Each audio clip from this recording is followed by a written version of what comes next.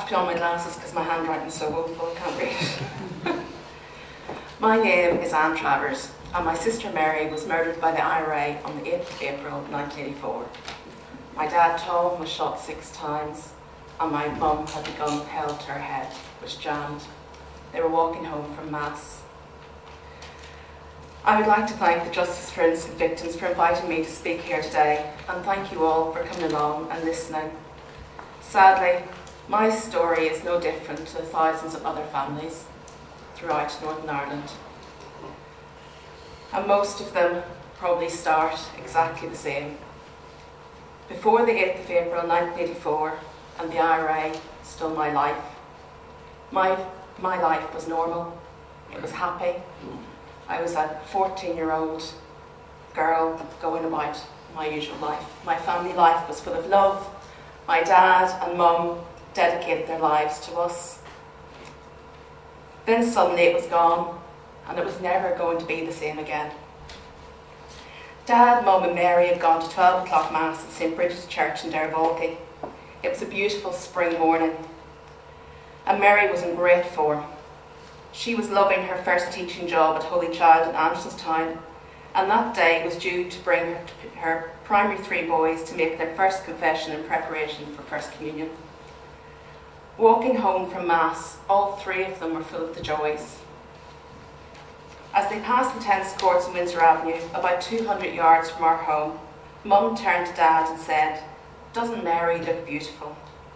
Mary looked up at Mum and said, "Do you like it?" as she held her hand to the collar of her new blouse. With that, they heard a loud shot.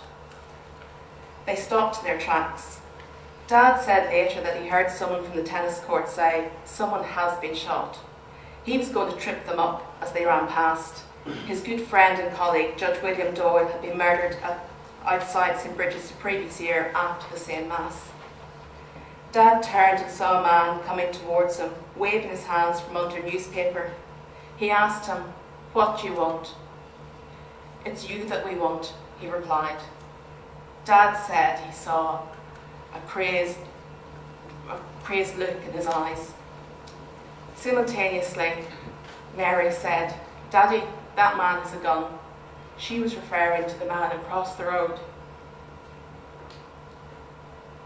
He shot her once in the back, and she fell into our mother's arms. The gunman facing Dad shot him on the shoulder. Dad said he fell to the ground because he wanted to divert attention away from Mary and Mum and hoped that they would run away. The gunman stood over him and put the remaining 5 bullets into his body. Dad said later that with every bullet, he waited for one to go into his head. He waited for it to be the last. The gunman who shot Mary fired a shot at Mum, but it missed. He then walked over to her as she held her dying daughter and held the gun to her head, which jammed. The first I knew about this was when my brother Paul came running to my bedroom. Himself and my brother Martin had heard the shots, and they had gone outside and seen our parents lying there. He told me to hurry up and go down outside the tennis courts because Dad, Mary and Mum had been shot. I hesitated, and he got irritated with me. He told me to hurry up. I got up from my bed, and I saw him run into my parents' bedroom to the police radio. It was our only form of security. Dad wouldn't have a policeman as a bodyguard. He didn't want to put any other family through any other hurt if something was to happen to him. Neither would he carry a gun because he knew he could never fire one. I ran down the corridor of our bungalow and heard my brother Martin on the telephone, speaking to the emergency services. I ran down our drive and turned right onto Windsor Avenue. I saw 3 people walking towards me, 2 men and a woman, I think. And I said to them, my daddy, where's my daddy?" I was like a 6-year-old, not this grown-up 14-year-old girl. I ran down to outside the tennis courts, and I saw Mum leaning over my father saying, my poor husband, somebody please help my poor husband." I looked up and I could see Mary lying awkwardly some distance away. Somebody had lifted her from Mum. Dad was struggling with his watch strap and with his collar.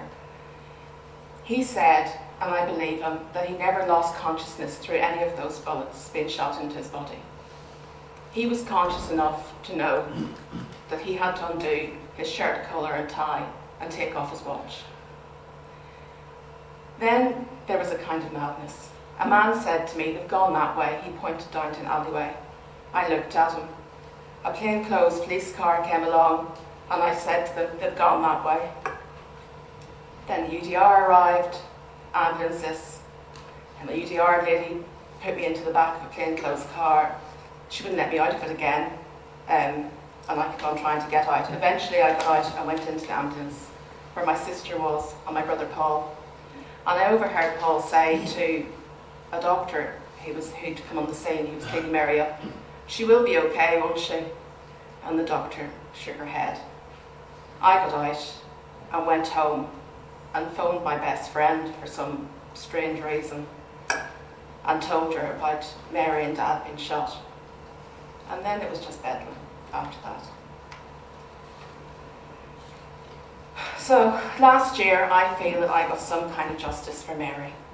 I feel that I had her recognised in some part after the culture minister appointed the only person convicted in the murder that day as her special advisor.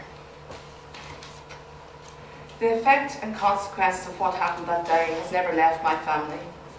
And while we've all created lives for ourselves, the memory and loss we feel is immeasurable. We shall always have to live with the consequence of what IRA did. Our grief, loss and mental trauma didn't suddenly get absolved with the Belfast Good Friday Agreement. We cannot have our loss expunged. I cannot give Mary back the life that she deserved, but we have to accept certain things and try to create a better life and hope for the future. Besides wanting to know who ordered and planned the attack on my family, I would like acknowledgement that my dad was a good man who had every right to work. He did not deserve to have people sit in a room and decide that his life was expendable. I would like to see Sinn Féin stop justifying his attempted murder and the murder of others. I would like to see each victim's right to tell their own unique story without whataboutery being thrown at them. Every victim deserves this. Communication and being able to tell your story safely without fear of being verbally attacked is one step forward to healing. Having the acknowledgement that your family didn't deserve any of this. Thank you.